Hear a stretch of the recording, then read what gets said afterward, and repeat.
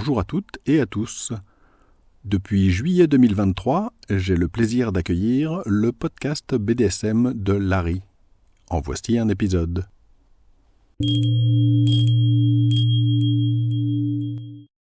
Bonjour et bienvenue sur le podcast BDSM de Larry. Je suis Larry. Ceci est le 50e épisode. Dans cet épisode, je vous présente mon rêve BDSM. Avant de commencer, j'ai quelques remarques. D'abord, vous avez constaté que c'est le 50e épisode. C'est une étape relativement marquante quand même. Malheureusement, à une semaine près, cet épisode n'est pas tombé au moment des 7 ans du site univers-bdsm.info. Ces 7 ans vont être fêtés le 3 avril 2024. Et pas de chance donc, ce sera le 51e épisode qui sera à cette date-là, à cette semaine-là, et qui paraîtra en fait le lendemain du jour de l'anniversaire, puisque l'anniversaire cette année tombe un mercredi et non pas un jeudi. C'est dommage, mais je n'ai pas voulu décaler cet épisode d'une semaine uniquement pour une question de tomber au bon moment, au moment de l'anniversaire. C'est pas grave, c'est pas très important. En tout cas, 50 épisodes quand même, ça commence à faire pas mal. J'avais commencé le podcast il y a plusieurs années, puis j'avais laissé tomber en fait parce que j'avais été un peu déçu par le nombre très faible de visites. Et l'année dernière, courant 2023, j'ai tout relancé. Et maintenant, comme vous l'avez peut-être vu, j'essaye d'en publier un par semaine tous les jeudis sur le site du podcast, à l'adresse podcast.univers-bdsm.info. Et pour fêter ce numéro d'épisode qui est un peu spécial entre guillemets, je me suis dit, je vais en profiter pour parler d'un sujet que j'avais dans mes tiroirs et que j'ai déjà traité sur mon site. C'est donc de parler de mon rêve BDSM, le BDSM tel que je le conçois, tel que il pourrait être, tel qu'il devrait être. Je précise aussi une chose, étant donné que je suis français et que je vis en France, et plus précisément en Île-de-France, ce que je vais dire là va être à la fois général pour un certain nombre de choses, mais aussi assez spécifique quand même à la France ou au moins à la situation en Île-de-France. Donc un certain nombre des choses que je vais dire n'auraient pas de sens par exemple pour des personnes qui vivent aux USA, pour prendre le pays où il y a le plus d'articles qui sont produits sur le BDSM, ou bien même d'autres pays européens, comme par exemple l'Allemagne où les choses sont, d'après ce que je comprends, sont assez différentes dans le domaine du BDSM de ce que nous on peut avoir en France. Quand on parle de BDSM, les choses se sont vraiment beaucoup améliorées depuis mes débuts. Je vous rappelle que j'ai commencé à m'intéresser à ce genre de choses dans les années 80, j'ai commencé un petit peu à faire de petites choses vers la fin des années 80, surtout les années 90 en fait. Et à ces époques-là, Internet, ça existait, mais c'était pas encore très accessible, et c'était pas encore aussi développé que maintenant. Donc il était difficile de parler, difficile d'échanger, difficile de trouver des informations, etc. Sur plein de points, je vais en reparler, la situation s'est vraiment beaucoup améliorée. Malheureusement, selon votre situation, selon votre vécu, vous le percevez peut-être ou vous le percevez pas exactement comme moi, mais je trouve que c'est quand même de nos jours, malgré des améliorations, très loin d'être la joie. Il y a encore beaucoup de problèmes, et je dirais même qu'il y a à l'heure actuelle, depuis un certain temps déjà, depuis les années 2000, mais ça s'est accéléré récemment, une régression. D'un certain côté, on en parle beaucoup plus ouvertement, il y a une acceptation relative par un certain nombre de personnes, etc., une prise de conscience que le BDSM finalement c'est pas si horrible que ça, mais d'un autre côté, il y a une terrible régression qui s'observe notamment au niveau des législations, avec beaucoup de choses qui visent directement ou indirectement les pratiques de type BDSM. C'est un vrai problème, un problème qui existe aussi de façon générale pour la sexualité. Et le BDSM est pas mal visé, mais je vais pas entrer trop dans les détails, ce serait un autre sujet qui mériterait des heures de discussion et de débat. Mon rêve BDSM, il est très vaste, il est très grand, j'ai beaucoup d'idées, beaucoup d'espoir. Pour pouvoir présenter tout ça dans un format podcast un tout petit peu organisé, dirons-nous, j'ai divisé de façon un petit peu arbitraire en 3 grandes sections, 3 grandes parties, qui chacune inclut un certain nombre d'idées. Si vous trouvez que ces divisions sont un peu arbitraires, c'est vraiment uniquement pour pouvoir un petit peu organiser mon discours, il n'y a pas d'autre sens en dessous de ça. Alors, quel est donc mon rêve BDSM ? Vous vous posez la question ? Eh ben, c'est parti. Première partie, se renseigner. Quand j'ai démarré le BDSM, se renseigner c'était quasiment impossible, c'était absolument catastrophique. Il existait des livres, etc. Il y en a d'ailleurs, je suis en train de les parcourir. Il y en a pour lesquels j'ai écrit des articles qui seront probablement parus au moment où cet épisode de podcast sera publié. mais c'était quand même assez misérable. C'était des livres qui étaient généralement écrits en américain, qui étaient difficiles d'accès, difficiles à se procurer, et en France, vraiment difficiles à se procurer. Tout ça s'est énormément amélioré quand même, faut reconnaître. Et c'est évidemment l'accès à Internet, le développement fou d'Internet, qui a permis de rendre quand même beaucoup plus accessible les discussions et aussi l'accès à des informations sur plein de sujets, dont la sexualité et le BDSM bien entendu.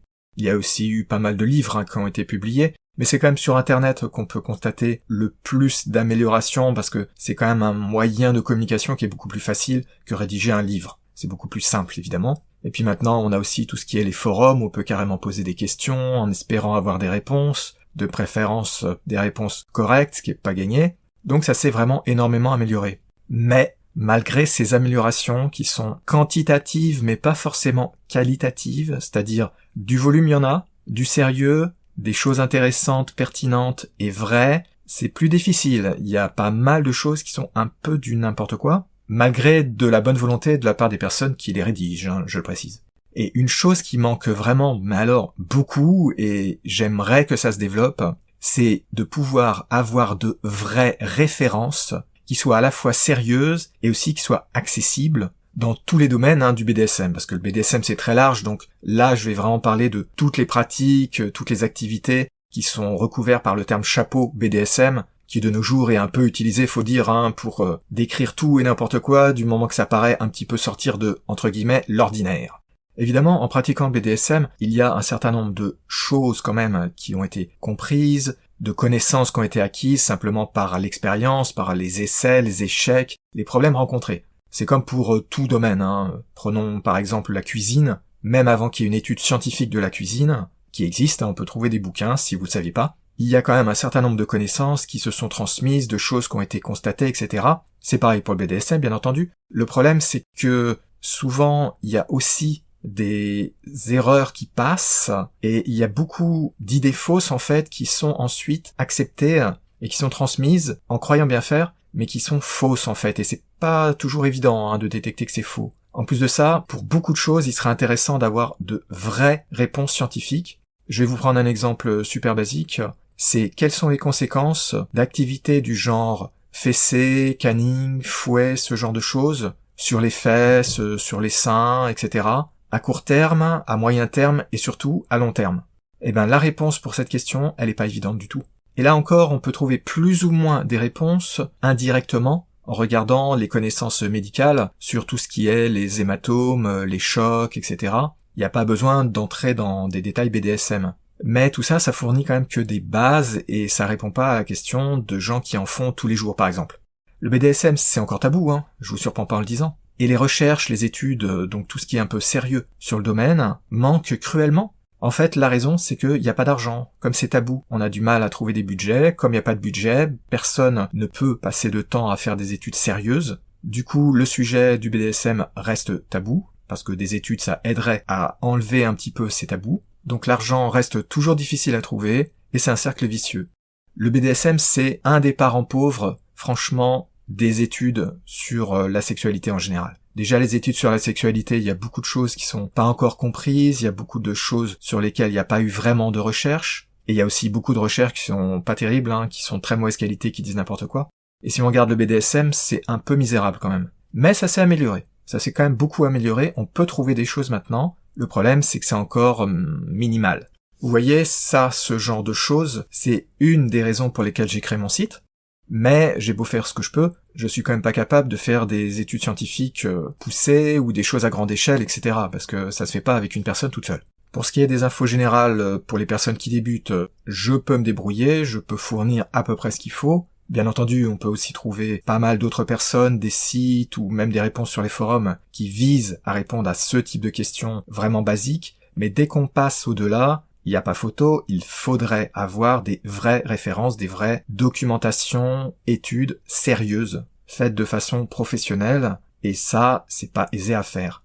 Un de mes grands rêves, c'est ça, c'est de pouvoir avoir des études sérieuses, mais aussi accessibles. Accessibles parce que, vous voyez, comme j'ai l'habitude de chercher dans des documentations pour trouver des infos sur le BDSM, il y a beaucoup d'études, même parmi les peu nombreuses qui existent, qui sont inaccessibles au grand public. soit parce que le vocabulaire utilisé est franchement trop spécialisé et totalement décalé par rapport aux besoins d'une personne normale, et aussi parce que beaucoup de documents scientifiques, tout simplement, vous pouvez pas y accéder parce qu'il faut payer des sommes qui sont importantes pour les avoir, si tant est que vous sachiez même où il faut aller demander, ou bien tout simplement est-ce qu'ils existent, ce qui n'est pas une évidence. Donc je rêve vraiment de ça, d'avoir réellement des documentations sérieuses, accessibles pour tout le monde, qui expliquent de façon rationnelle et scientifique tous les points qui sont importants pour les pratiques BDSM, surtout celles qui sont un petit peu risquées, comme par exemple tout ce qui est les impacts dans les activités de type SM. Et tout ça, ça pourrait aider à mieux comprendre, à minimiser les éventuels risques et les éventuels accidents.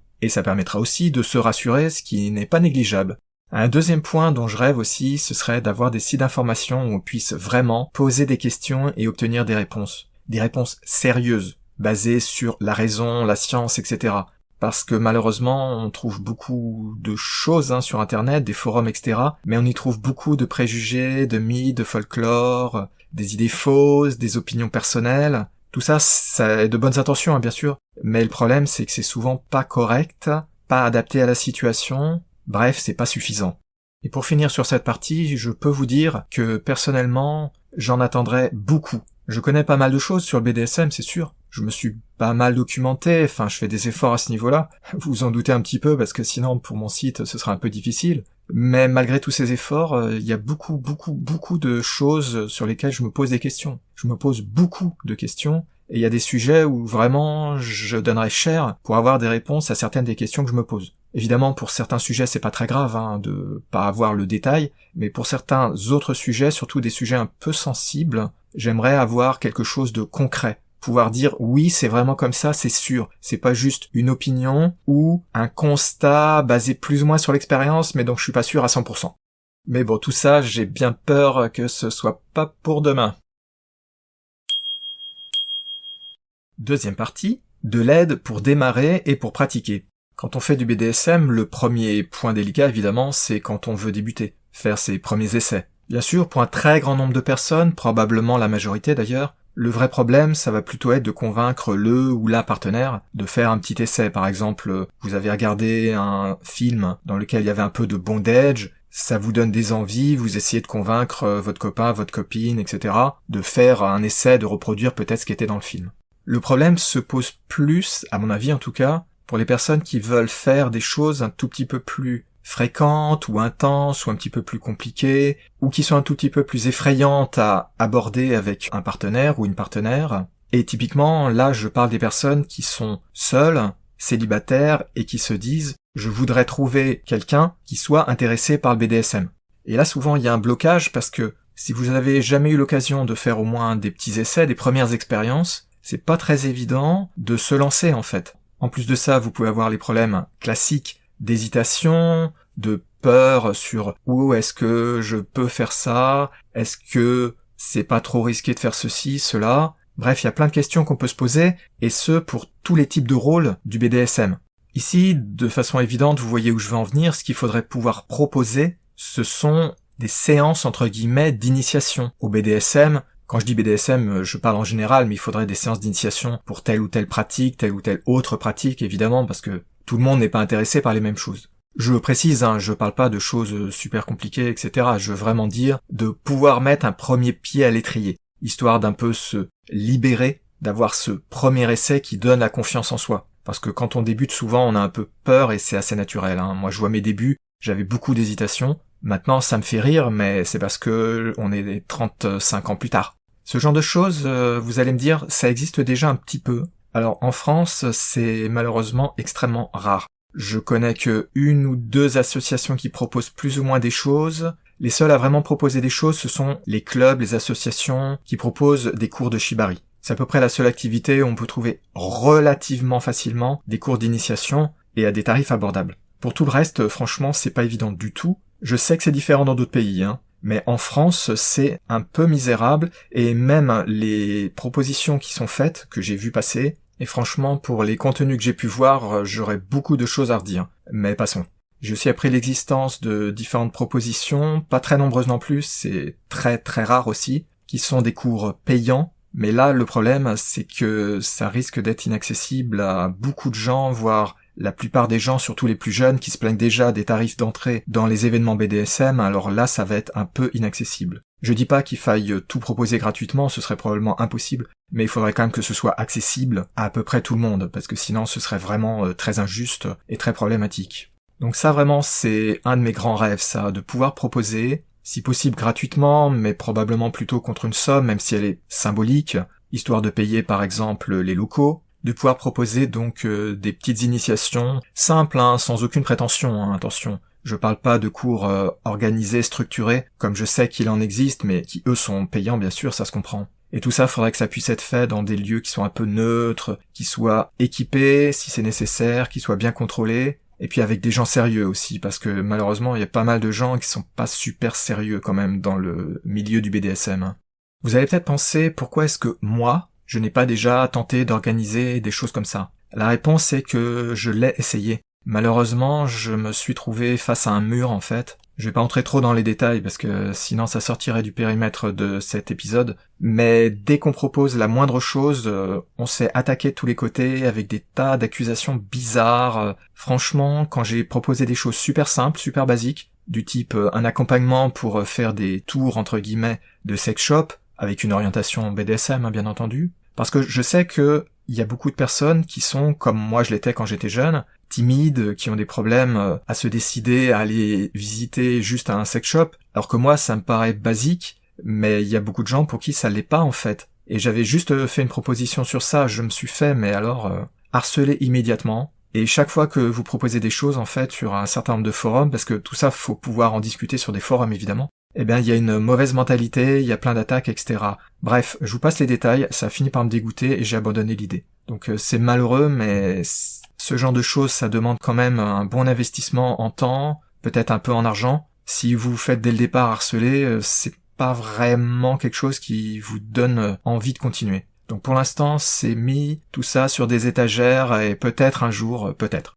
Là, je venais de parler plutôt des personnes donc qui débutent complètement ou presque complètement le BDSM, mais il y a aussi les personnes qui font du BDSM, que ce soit un peu ou que ce soit beaucoup. Et là, il y a un problème évidemment que vous connaissez probablement, surtout si vous êtes dans la situation d'en faire du BDSM, c'est qu'il y a pas mal de choses qu'on ne peut pas faire aisément chez soi, faute de matériel. La plus grande partie du BDSM, on peut le faire chez soi, mais il y a quand même des choses qui sont sympas, qui donnent envie, mais qui demandent des équipements, et qui demandent aussi des lieux où on est tranquille, où on n'a pas par exemple la famille qui vous tombe dessus. Tout ça, à part si vraiment vous avez un portefeuille qui est extrêmement grand et pesant, c'est inaccessible à la plupart des gens.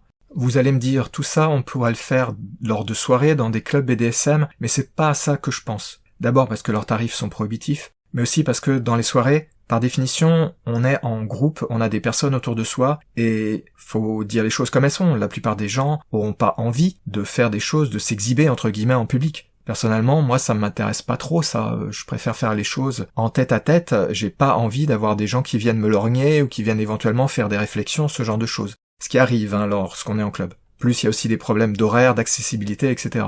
Moi ce que je voudrais, ce dont je rêve donc, ce serait de pouvoir comme ça avoir des endroits organisés à la façon des love hotels, vous voyez, c'est-à-dire on a des pièces qui sont dans un hôtel, chacune peut être louée par typiquement un couple, bien sûr, et vous faites ce que vous voulez sans avoir de personne à côté, à la différence d'une soirée. Et bien entendu, il faudrait que l'hôtel en question propose donc un certain nombre de matériel pour vous permettre de faire des choses que vous pouvez pas faire chez vous. Parce qu'il y a deux aspects, il y a avoir du matériel que vous pouvez pas avoir chez vous, pouvoir être tranquille et ne pas être dérangé par exemple par les voisins ou par la famille, et pouvoir aussi faire des choses un peu sonores sans être embêté. Des choses comme ça existe déjà un petit peu. Il y a quelques propositions qui sont faites, il y a quelques endroits où ils proposent comme ça des hébergements, mais il y en a pas tellement. Souvent c'est assez cher et c'est pas très accessible. J'aimerais vraiment que ce genre de choses soit beaucoup plus accessible et surtout beaucoup plus accepté, parce qu'il y a pas mal de problèmes légaux, il y a des difficultés à proposer ce genre de choses. Bref, c'est pas gagné, mais c'est un de mes grands rêves, ça. Un autre point que je voudrais aussi mettre dans cette catégorie, même si on pourrait un peu en discuter, c'est le problème des sites de rencontres et même des sites sociaux. Pour pouvoir faire du BDSM, évidemment, il y a souvent la question comment faire des rencontres. D'abord si on est célibataire bien sûr, mais parfois aussi quand on est en couple et que c'est pas possible avec le ou la partenaire qui ne veut pas faire ce genre de choses ou avec qui il est impossible de discuter de ce genre de sujet.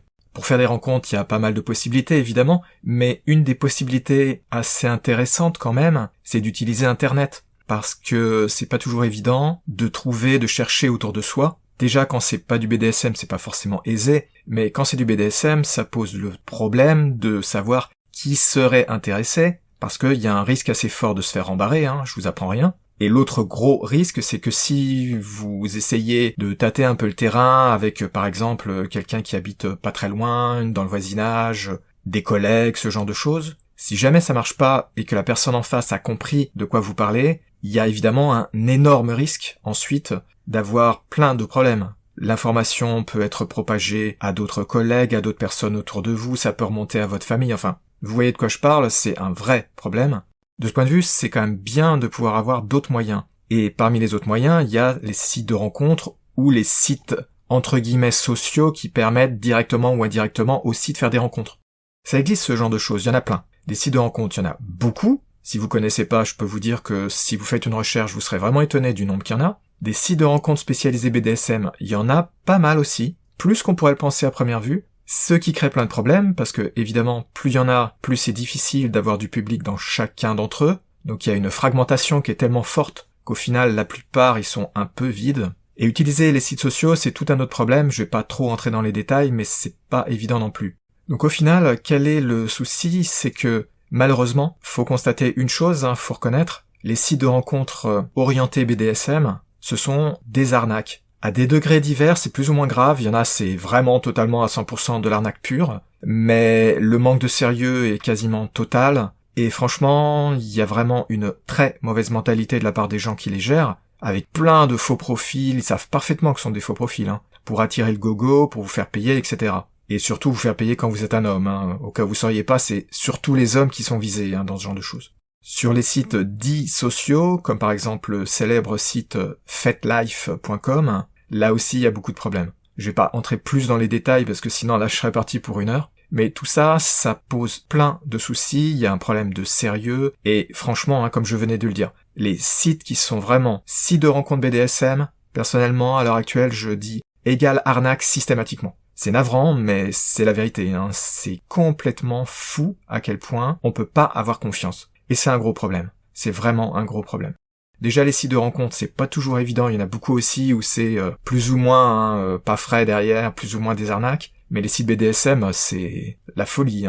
C'est pour ça que mon rêve, ce serait d'avoir des sites de rencontres, même payants. Je veux bien préciser ça. Je m'attends pas à ce que ce soit gratuit. Je comprends très bien qu'il y ait besoin d'avoir des sites payants. Le problème, c'est qu'il faut qu'il y ait un minimum d'honnêteté derrière, un minimum de contrôle. Par exemple, ne pas mettre en avant des faux profils qui ont été soit créés par les gens qui gèrent le site, soit qui sont des profils abandonnés, ils savent parfaitement que c'est abandonné et ils les mettent quand même en avant. J'ai des exemples, je pourrais en parler pendant des heures. Et il faudrait qu'il y ait aussi pas mal de contrôle, j'aurais de quoi en parler pendant des heures de tout ce qu'il faudrait faire pour minimiser les problèmes existants et rendre ces sites un petit peu plus utilisables et faire qu'ils fonctionnent en fait. Parce qu'à l'heure actuelle, ça fonctionne pas vraiment, franchement. Soit vous vous trouvez face à des faux profils, soit vous vous trouvez face à des vraies personnes, mais la plupart du temps, ce sont des candidats qui sont souvent franchement pas les meilleurs choix. Il y aurait des moyens, il y aurait vraiment des moyens d'améliorer les choses. C'est pas totalement facile, mais il y a pas mal de pistes qui permettraient de façon relativement simple d'améliorer, pas de rendre parfait. J'ai déjà pas mal réfléchi, j'ai déjà même écrit des articles là-dessus. Malheureusement, ce genre de choses, c'est apparemment trop demandé, et il y a un manque de sérieux vraiment qui est dramatique. Et c'est dommage, parce que franchement, ce moyen-là serait vraiment, à mon sens, un bon moyen pour les personnes qui veulent plus faire des choses un peu intenses qui sont, entre guillemets, vraiment dans leur BDSM, par opposition aux personnes qui en font très ponctuellement pour un petit peu épicer leur vie sexuelle, ce qui est la majorité des personnes. Quand on est vraiment plus à fond dedans, ou au moins de façon assez régulière qu'on a conscience qu'on fait ce genre de choses et qu'on cherche des partenaires qui sont aussi vraiment intéressés par ça, plus que ponctuellement, c'est quand même un des meilleurs moyens, franchement. Du moins, ça le serait si ça marchait. Comme ça marche pas vraiment, malheureusement, c'est pas une très bonne solution à l'heure actuelle. Et ça vraiment, c'est un de mes grands rêves d'avoir un petit peu plus de sérieux, des sites qui soient un peu mieux faits, qui soient un peu mieux gérés, qui soient honnêtes. Payants, je me reprécise, mais honnêtes. Troisième partie, une meilleure ambiance. Alors là, on en arrive vraiment à un sujet qui est critique, parce que vraiment, il y a beaucoup, mais alors beaucoup de problèmes à ce niveau-là. D'abord, on a un problème évidemment au niveau global, au niveau de la société. Je vous apprends rien en disant que le BDSM quand même, ça reste encore souvent, très souvent, assez mal vu, mal compris, plus ou moins tabou. Parfois, il y a une stigmatisation carrément, même de nos jours. Ça s'est amélioré, c'est sûr, je l'ai dit au départ, mais quand même, c'est très très loin d'être totalement accepté. En plus de ça, depuis pas mal de temps déjà, on a un retour à des attitudes anti-sexe qui sont assez fortes. Évidemment, parmi les choses qui subissent le plus, c'est tout ce qui est jugé, entre guillemets, hors norme. Évidemment, l'une des premières choses visées, ça va être le BDSM. Mais il y a aussi pas mal d'autres choses qui sont visées, le porno, etc. Et je remarque des mouvements dans les différents gouvernements, et en France, il y a des véritables attaques qui sont lancées contre tout ce genre de choses. J'ai vu des choses absolument effrayantes. Pourtant, je sais que je me répète, mais le BDSM est très répandu. Donc ça devrait pas exister, toutes ces attitudes. Malheureusement, le message, il a un peu de mal à passer, et puis de toute façon, les attitudes globalement anti-sexe, ça existe depuis longtemps, il y a rien de bien nouveau là-dedans. Et même pour des choses basiques, déjà, il y a des problèmes. Alors, si on parle de choses qui sont un tout petit peu moins répandues, même si elles sont extrêmement répandues, faut pas vraiment s'étonner s'il y a des problèmes aussi. Du coup, tout ça, ça a une grosse incidence sur tout ce qui se passe partout, en fait, y compris dans les forums, etc. Et on a une telle ignorance, je vous apprends rien en disant qu'il y a une énorme ignorance, tellement de préjugés, d'idées reçues, etc. Plus tous les éternels stéréotypes sur les hommes ceci, les femmes cela, blablabla. Bon là c'est absolument épouvantable, les stéréotypes contre les hommes notamment sont absolument épouvantables. Dès qu'on parle de BDSM, c'est le délire total, avec bien sûr les notions d'abus, de violence domestique, enfin je vous passe les détails, je pense que vous voyez de quoi je parle. Du coup, il y a quand même encore de sérieux problèmes à ce niveau-là. On peut pas s'exprimer librement, et c'est un très gros problème. Même sur des sites dans lesquels on parle de sexualité, dès qu'on commence à aborder certains sujets, et notamment pour nous donc le BDSM, il y a beaucoup de problèmes, beaucoup de rejets, beaucoup d'attaques. Après, bien entendu, quand on est en plus sur des forums, des sites de discussion qui sont pas spécialisés sexe, c'est pire, c'est pas vraiment surprenant. Mais même sur des sites donc spécialisés dans la sexualité, de façon surprenante, il y a beaucoup de problèmes. C'est étonnant à quel point il y en a. Et avec des choses, vraiment des délires. J'ai déjà sélectionné différents exemples dans des articles sur mon site, mais il y a vraiment des gens qui disent totalement n'importe quoi, ils sont dans un complet délire sur ce que c'est que le BDSM, c'est absolument effarant. Dans le même ordre d'idée, vous avez le problème de s'afficher ouvertement comme faisant du BDSM. C'est très très délicat, même de nos jours. Bien sûr, on peut faire des choses un peu, des sous-entendus avec des colliers, des choses comme ça, mais il y a beaucoup de gens qui percuteront pas, qui penseront que c'est juste la mode ou quelque chose qui est lié à la mode. Il y a assez régulièrement, par exemple, le retour de certains types de colliers que portent les filles, et même parfois très jeunes, collégiennes, etc. Et ça a rien à voir avec le BDSM. C'est juste de l'ornementation, c'est un pur collier, et ça a absolument aucun sous-entendu BDSM. Et donc si on veut s'afficher un tout petit peu plus ouvertement, avec quelque chose qui là par exemple annoncerait vraiment qu'on fait du BDSM, franchement il y a des risques pas négligeables. De se faire mal voir, de se faire plus ou moins harceler, de se prendre des réflexions, et éventuellement ça peut dégénérer en agression. Tout ça n'est pas vraiment surprenant, dès qu'il y a une différence, forcément il y a des personnes qui ont du mal à l'accepter, c'est pas vraiment quelque chose de nouveau. Et quand en plus ce sont des choses un petit peu sensibles, des sujets un peu sensibles et tabous, bien entendu, ça déclenche des réactions qui sont disproportionnées. C'est pas vraiment quelque chose de bien surprenant et de bien nouveau. Et là, pour l'instant, je parlais un peu en général, je parlais du grand public, ce genre de choses. Je pourrais parler aussi des problèmes dans les administrations, au niveau judiciaire notamment, mais là je vais simplifier à ces niveaux-là parce que ce sera un petit peu trop long d'en parler, et tout ça découle exactement des mêmes sources de toute façon que pour le grand public, c'est-à-dire une totale ignorance des préjugés datant d'il y a 100 ans, ce genre de choses. Un autre problème d'ambiance par contre, et là qui est extrêmement problématique, c'est l'ambiance dans les milieux entre guillemets BDSM. Par exemple les forums, les événements BDSM, les réunions diverses et variées, que ce soit les munchs. Je vous rappelle, un munch c'est une réunion publique pendant laquelle on parle BDSM, typiquement dans un bar ou un restaurant. Même dans les soirées BDSM, il y a pas mal de problèmes d'ambiance, de problèmes de comportement qui sont franchement depuis déplacés jusqu'à absolument épouvantables, horribles et inadmissibles. Et c'est un vrai problème. La première chose que je voudrais évoquer, c'est le problème de la tolérance. Quand on parle de BDSM, souvent il y a cette idée que « Ah oui, la tolérance, ceci, cela, la bienveillance, blablabla ». Ça, c'est la grande idée, c'est un gros préjugé qui est malheureusement faux. C'est consternant, c'est surprenant, mais il y a beaucoup de problèmes d'intolérance dans ces, entre guillemets, milieux, c'est-à-dire les forums, les réunions, les événements, tout ça. Je vais juste vous citer un exemple que j'avais déjà cité parce que ça m'a frappé, ça m'a vraiment marqué. La première fois que je suis allé à un munch BDSM, c'était en 2016, presque dès le début quand je suis arrivé, c'est-à-dire il s'était peut-être passé 10 minutes, maximum 10 minutes. J'étais dans un petit groupe de personnes qui discutaient, il y a une des personnes qui a fait une remarque cinglante contre les personnes qui font des pratiques de type DDBG, ça veut dire Daddy Dom Baby Girl, et notamment elle fustigeait la façon dont une femme était habillée parce qu'elle disait « ça lui va pas, elle est trop vieille ». Sous-entendu, elle est trop vieille pour ce type de look. J'étais stupéfait et consterné. Comment est-ce que des personnes qui ont déjà des pratiques, des activités de type BDSM, qui sont mal vues, qui ont subi forcément, dans le passé, de la stigmatisation plus ou moins cachée, de la discrimination, reçu directement ou indirectement des insultes, des tas de stéréotypes et d'idées fausses, enfin tout ça, je sais pas si vous connaissez, mais moi je connais bien parce que tout ça je l'ai subi. Comment est-ce que des personnes comme ça peuvent parler ensuite des pratiques d'une autre personne qui est à quelques mètres d'eux de cette façon-là? Ça m'a stupéfait, ça m'a consterné. Et malheureusement, c'était pas un cas isolé. J'ai croisé pas mal de fois des problèmes comme ça à plein de niveaux. Alors il se trouve que les activités des DBG sont particulièrement mal vues, mais il y a plein d'autres choses où vous pouvez trouver beaucoup de rejets, beaucoup de malfaisance dans les attitudes de pas mal de monde. Il y a aussi beaucoup de tolérance, attention, je dis pas qu'il y en ait pas du tout, mais il y a trop de personnes qui ne respectent pas vraiment même les règles de comportement les plus basiques qu'on pourrait attendre dans ce genre d'événement. Je veux dire, quand vous faites partie d'une catégorie de personnes qui subit depuis des siècles maintenant, du rejet, des accusations en tout genre, voir ce genre de comportement, c'est presque impossible à comprendre. En fait, si, je comprends très bien la raison pour laquelle ça existe, mais ça devrait pas. Et donc quand après on me parle de la bienveillance du BDSM, blablabla, franchement j'ai un peu de mal à pas rire, et à rire vert, je veux dire, parce que je peux vous trouver plein d'exemples qui sont absolument épouvantables, de gens qui disent oui la bienveillance ceci cela, et puis après qui sont d'horribles trolls absolument odieux, qui se comportent d'une façon, mais faudrait que j'en parle pendant 10 minutes, alors je vais pas le faire.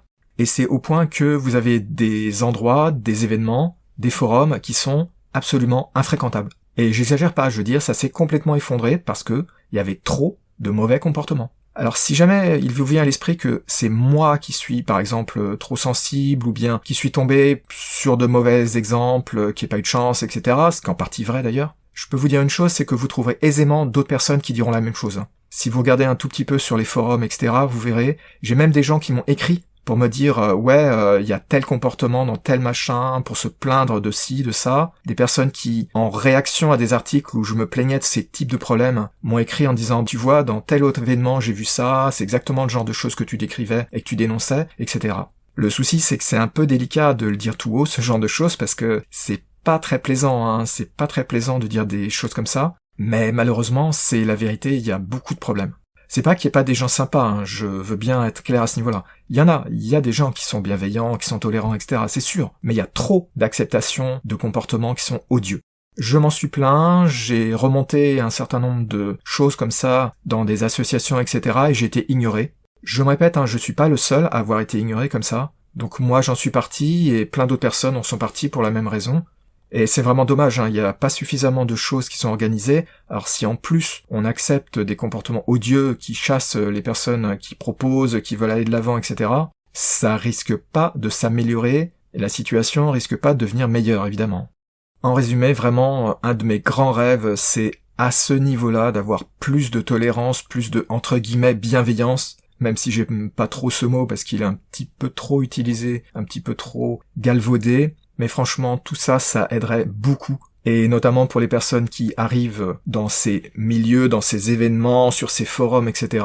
Et plus encore pour les plus jeunes qui, en plus, sont souvent dans des situations encore plus difficiles. Et le pire, évidemment, pour toutes les personnes qui ont des problèmes de timidité, d'introversion, etc. Où là, se trouver confronté à ce genre de comportement, évidemment, c'est extrêmement bloquant. Donc avoir une meilleure ambiance ferait une très très très grande différence.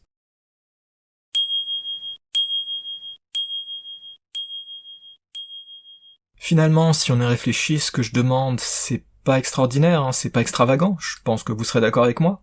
Bien sûr, je dis pas que ce soit forcément facile, par exemple, pour se renseigner, faire des études, tout ça, ça demanderait de l'organisation, des moyens, etc., c'est pas forcément évident. Mais une chose est sûre, c'est pas du tout impossible. Après tout, ce genre de choses sont bien faites pour plein d'autres domaines. Quand je parle des côtés aider les gens à démarrer, à pratiquer, etc., pareil, c'est totalement faisable. Il y a déjà un peu des choses qui sont faites, pas assez. Mais franchement, c'est pas du tout inaccessible, hein, il y a rien d'extraordinaire là-dedans. Pour l'ambiance, vous allez me dire, c'est un peu plus difficile, parce que là, on touche un petit peu à un problème de fond, c'est que les humains sont des humains, il y a toujours les mêmes problèmes de relationnel, je vous apprends rien, c'est pas nouveau tout ça, et c'est pas forcément aisé à résoudre. N'empêche qu'on pourrait quand même sérieusement minimiser les dégâts en étant un tout petit peu plus exigeant sur ce qui est autorisé, ce qui est pas autorisé, bref, en intervenant et en muselant sérieusement ou carrément en éjectant les personnes les plus odieuses. Ce qui serait totalement possible, parce qu'à l'heure actuelle, hein, je sais que je me répète, mais c'est un peu n'importe quoi. Donc au final, je crois pas que ce que je demande est délirant, mais ça veut pas dire pour autant que ce soit facile à faire, évidemment, sinon ce serait déjà fait. Alors je sais, hein, je suis naïf, je suis très naïf, je souhaite plein de choses, j'ai essayé de pousser hein, dans tous ces sens-là, j'ai essayé de pousser, hein. Mais c'est pas évident du tout. Ce serait possible, je le sais, mais il y a une grande différence entre quelque chose qui est possible et quelque chose qui est réellement fait. À mon niveau, j'essaye autant que je peux de pousser dans ce genre de direction, d'encourager, etc., mais pour l'instant, malheureusement, le résultat est pas vraiment là. Donc voilà, vous m'excusez si je suis naïf, si j'ai des rêves, mais personnellement, je voudrais améliorer les choses, je pousse pour améliorer les choses, mais franchement, donc, c'est pas facile, hein, d'obtenir des résultats, c'est pas facile. Mais bon, on peut toujours rêver, pas vrai? Et vous, quel est votre rêve BDSM? Est-ce que vous voyez les mêmes problèmes que j'ai expliqués? Est-ce que vous en voyez d'autres? Est-ce que vous avez d'autres rêves, d'autres envies? N'hésitez pas à m'en faire part. Si vous entendez ce podcast par exemple sur YouTube, n'hésitez pas à ajouter des commentaires pour dire à moi mais aussi à toutes les personnes qui vont avoir écouté ce podcast quels sont vos rêves à vous. Et sinon, n'hésitez pas à me contacter, je vais expliquer tout de suite comment on peut faire. J'espère que cet épisode vous aura intéressé et qu'il vous aura plu. Si vous avez des questions, des remarques, des suggestions, des critiques, des idées pour des articles ou pour des épisodes du podcast, vous pouvez me joindre en allant sur mon site univers-bdsm.info et en utilisant le formulaire de la page Contact qui vous permet de m'envoyer un message en restant anonyme si vous le désirez. Vous pouvez aussi trouver sur cette même page mon adresse email si vous voulez m'écrire directement. Enfin, vous pouvez trouver mon adresse email sur le site du podcast à l'adresse podcast.univers-bdsm.info. Surtout, n'hésitez pas, si vous avez des choses à dire, je suis preneur. Je suis toujours très intéressé par tous les retours qu'on peut me faire. Merci de m'avoir écouté, et je vous dis à bientôt pour de nouveaux épisodes sur le podcast BDSM de Larry.